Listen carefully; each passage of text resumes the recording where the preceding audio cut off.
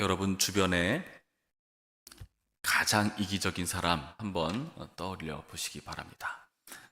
그 사람과 함께 있는 것은 나에게 큰 고통을 줄 것입니다. 혹은 내가 그 사람일 수도 있죠. 내가 있는 자리에 나로 말미암아 다른 사람들이 힘들어하는 경우가 있을 수 있습니다. 그런데 아마 그걸 잘 못 느낄 겁니다. 이기적이라는 건 자기밖에 모른다는 거니까 다른 사람의 눈치를 살피지 않는 법이죠. 그런 이기적인 모습 때문에 여러 사람이 곤란해지는 경우들. 오늘 본문을 보시면 그 이기적인 사람이 보이는데요. 그 사람의 모습을 이렇게 보여주고 있습니다. 8절 말씀 보시면 이렇게 돼 있죠. 어떤 사람은 아들도 없고 형제도 없이 홀로 있으나, 여기 나타난 표현이 가족이 없다는 말이 아니라 가족은 안중에도 없는 사람을 말하는 겁니다. 볼까요? 아들도 없다, 형제도 없이 홀로 있다. 아들, 형제, 그 모든 것, 친족일지라도 혈육일지라도 안중에 두지 않고 자기만 생각하는 어떤 사람. 이 어떤 사람이 이렇게 나타나는 겁니다.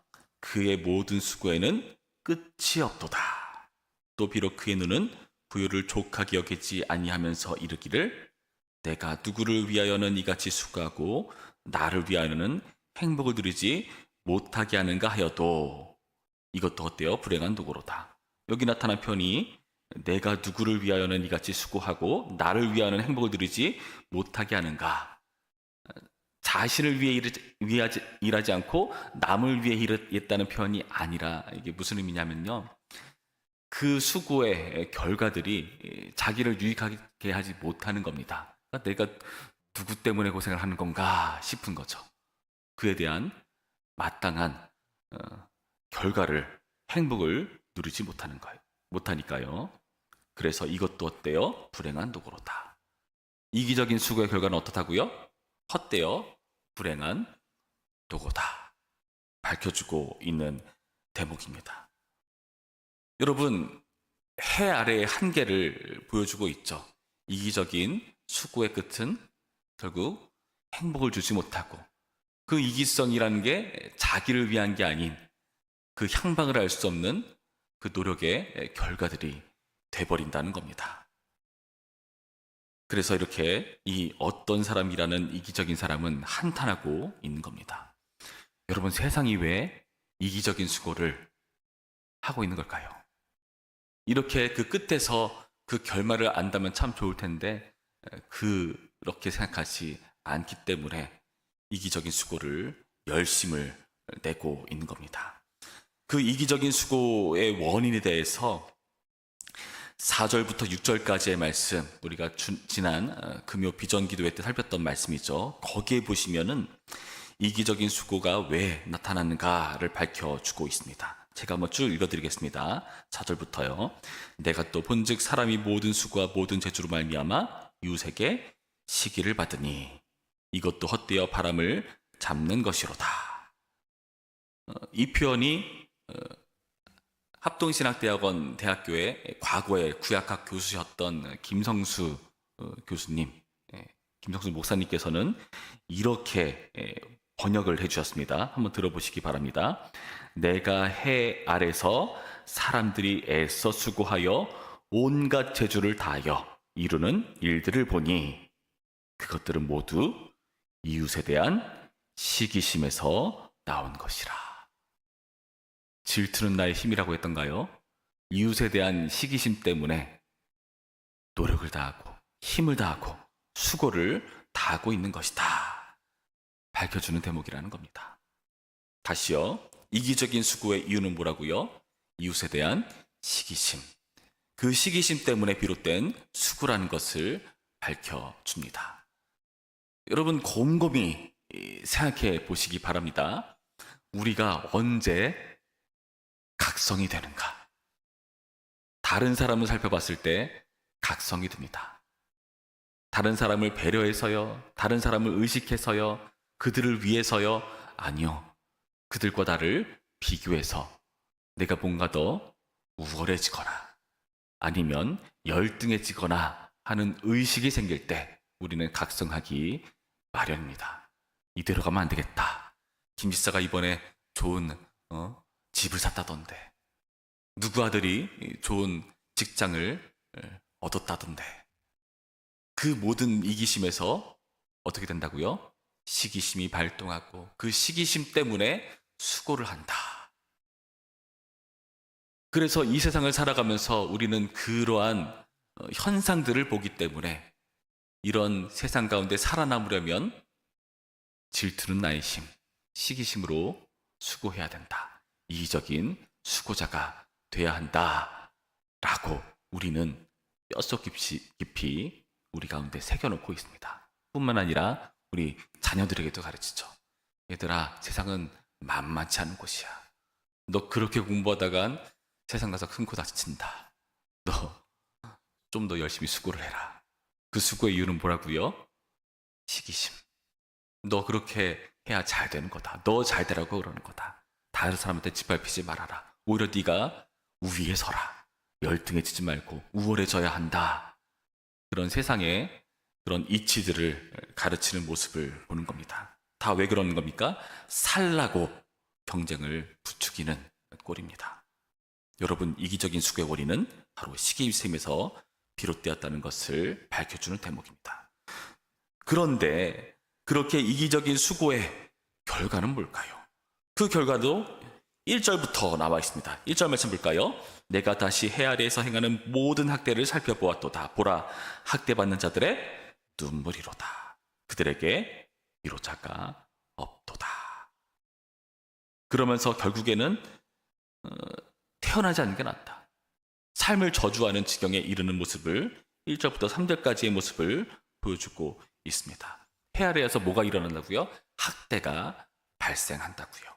그래서 눈물 흐리는 자들이 많아진다고요. 그들에게 위로자가 없다고 말합니다. 당연하죠. 왜 위로를 하겠습니까? 이기적인 수고만 벌여도 모자랄 판에 남들 위로할 그럴 시간과 여유가 어디 있겠습니까? 5월인데 여기저기서 격려조사가 많이 생겨나죠. 그럴 때마다 사실 진정한 축하보다는 마음 가운데 부담이 일어나죠. 아유, 5월에 참 돈 많이 든다. 참 신경 쓸 게 많다. 다 이기적인 수고에 대한 의식이라는 겁니다. 진정한 위로자가 없다는 것을 이 세상이 밝혀주고 있습니다.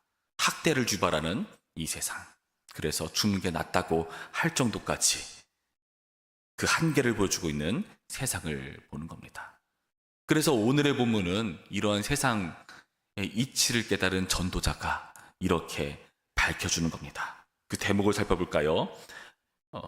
9절 말씀에 이렇게 되어 있습니다. 9절 말씀.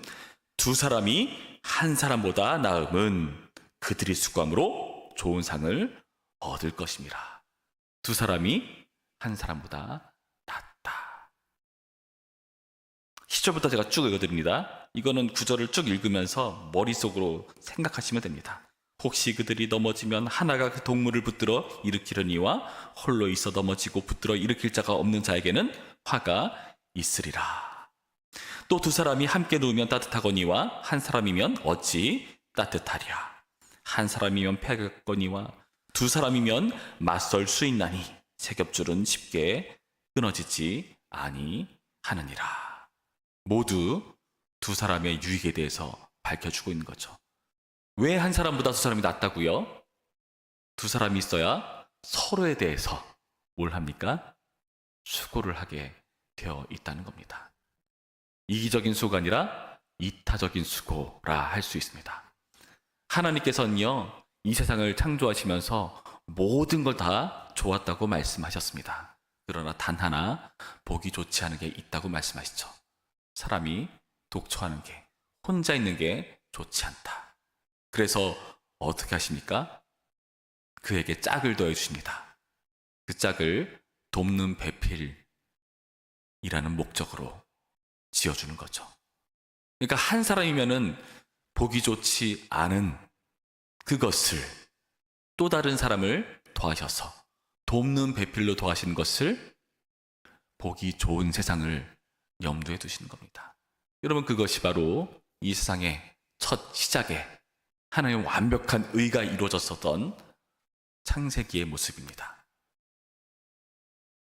그렇습니다. 우리에게도 마찬가지입니다. 한 사람이면 좋지 않습니다. 두 사람이어야 서로 간에 어떤 노릇을 하는 겁니까? 서로를 위한 위로자가 되는 겁니다. 여러분, 그래서 고린도전서 12장 말씀에 우리가 잘 아는 교회에 대해서 이렇게 밝혀주는 대목이 있는데요. 고린도전서 12장 20절부터 제가 빠르게 읽어드립니다. 이제 지체는 많으나 몸은 하나라. 눈이 손더러 내가 너를 쓸 데가 없다 하거나 또한 머리가 발더러 내가 너를 쓸 데가 없다 하지 못하리라. 그뿐 아니라 더 약하게 보이는 몸의 지체가 도리어 요긴하고 우리가 몸에 덜 귀히 여기는 그것들을 더욱 귀한 것들로 입혀주며 우리의 아름답지 못한 지체는 더욱 아름다운 것을 얻느니라. 그런즉 우리의 아름다운 지체는 그럴 필요가 없느니라. 오직 하나님의 몸을 고르게 하여 부족한 지체에게 규정함을 더하사 몸 가운데서 분쟁이 없고 오직 여러 지체가 서로 같이 돌보게 하셨느니라. 만일 한 지체가 고통을 받으면 모든 지체가 함께 고통을 받고 한 지체가 영광을 얻으면 모든 지체가 함께 즐거워하느니라. 너희는 그리스도의 몸이라 지체의 각 부분이라. 이게 바로 교회의 모습입니다. 그리스도께서 자기의 피값으로 사신, 그래서 그분이 머리가 되셔서 그 머리의 지시를 따라 유기적으로 화합하고 작용하는 그러한 몸, 교회라고 밝혀줍니다. 그 교회는 어떻다고요? 살펴본 바와 같이 서로를 같이 돌보는, 함께 아파하고 함께 기뻐하는 그런 공동체라고 밝혀줍니다. 교회는 그래서 특별합니다. 이 세상은 전도자의 말처럼 어떻다고요? 학대가 가득하다고요. 이기심에서 비롯한 그런 학대들, 이웃에 대한 시기 때문에 발동되는 그런 학대들 때문에 눈물 흘리는 자들이 많다고요. 위로자가 없다고요. 그러나 그런 세상 속에서 그리스도께서는 희망을 만들어내셨습니다. 어떤 공동체를 통해서요? 교회를 통해서요. 사실 이 교회의 모습이 온전한 창세기에 나타난 하나님의 의가 발현된, 의도가 반영된 그런 모습이라고 할 수가 있는 겁니다. 이러한 교회 모습이 우리가 추구해 나가야 될 천국의 모습이라는 것을 기억하시기 바랍니다. 이 천국이 교회뿐만 아니라 우리 가정에서도 이루어져야 하는 거죠. 우리가 어저께 정예배 때 살펴보았듯이 바나바라는 인물을 살펴보았습니다. 안디옥 교회 개척자, 설립자이자 바울을 이끌어준, 바울을 세워준 존재였습니다. 그 바나바를 뭐라고 부른다고요? 위로의 아들. 위로의 아들. 전도자는 뭐라 말했죠? 이 세상에 위로자가 없다. 근데 위로자가 있을 때 생겨나는 일이 무엇입니까? 하나님께서 교회를 이루어내시고 그 교회를 통해서 진정한 연합을 이뤄내시고 그게 흑인이던 어떠한 태생이 다른 존재건 잘 살건 못 살건 남자건 여자건 나이가 많건 적건 정치 성향이 이렇든 저렇든 상관없이 하나로 묶어내시는 하나님의 능력이 작용한다는 것을 우리는 어저께 살펴보지 않았습니까? 전도자의 한탄 속에서 우리는 뭘 봐야 됩니까? 두 사람이 한 사람보다 낫다는 하나님의 진리, 혼자 있는 게 좋지 않다 말씀하시는 그 진리를 우리는 깨우치는 것입니다. 그러니 여러분 부디 혼자 있는 것을 너무 좋아하지 마시기 바랍니다. 함께 있는 것을 즐겨하시기 바랍니다. 여러분 나이가 들면 들수록요, 저도 그런데 뭘 느끼냐, 혼자 있는 게 편해요. 이게 나이 들면서 누구가 나한테 막 잔소리하는 거 귀찮잖아요. 그런데 성경의 말과는 다릅니다. 성경은 두 사람이 낫대요. 같이 있어야 된다고 말합니다. 그래서 우리가 교회에 이렇게 무거운 몸뚱이를, 피곤한 몸뚱이를 움직여서 나와야 되는 것이고, 목장 모임에 참여해야 되는 것이고, 전긴 수련에 참석해야 되는 것이고, 그런 과정을 통해서 뭘 하자는 겁니까? 하나님께서 한 사람보다 두 사람이 낫다는 진리를 깨달아라. 예수 그리스도께서 죽으시기까지 우리 가운데 이루시고자 하시는 그 온전한 천국이 뭔지를 경험해라. 목장에서 함께 삶을 나눌 때에 그 해소되는 기쁨과 이 가운데 성령께서 함께 하신다는 그 감격이 뭔지를 너희들 깨달아라 하시는 그 하나님의 의도를, 그 의의를 배우는 것입니다. 오늘의 말씀을 통해서 여러분, 두 사람이 한 사람보다 낫다는 진리를 깨우치시기 바랍니다. 이 세상은요, 이기적인 수고자 때문이 아니라 이타적인 수고자 때문에 세워져야 됩니다. 살라면서 죽이는 게 바로 이기적인 세상의 한계입니다. 위로자가 부재하죠. 그러나 죽으면서 살리는 교회는요, 그 위로자의 존재 자체로 세상이 온전케 됩니다. 예수님께서 이타적인 수고를 통해서 이루어놓으신 교회를 여러분 사랑하시길 바라고, 여러분의 자리에서 두 사람이 한 사람보다 낫다는 진리를 알아듣지 못하는 세상을 향해서 직접 보여주시기 바랍니다. 직접 위로자가 되어서 이타적인 수고의 결과가 얼마나 행복을 주는지, 천국 기쁨이 무엇인지를 보여주시는 오늘의 말씀 되기를 주님의 이름으로 축원합니다. 기도하겠습니다. 참 좋으신 하나님 감사합니다. 오늘의 말씀을 통해서 이기적인 수고가 아니라 이타적인 수고를 해야 되는 이유, 이 세상이 시기심에서 비롯된 학대, 눈물 흘리는 자들이 넘쳐나는데 위로할 사람이 없는 그런 한계 속에서, 한탄이 터져 나오는 그 한계 속에서 우리가 진정으로 추구해 나가야 될 가치가 무엇인지를 살펴보았습니다.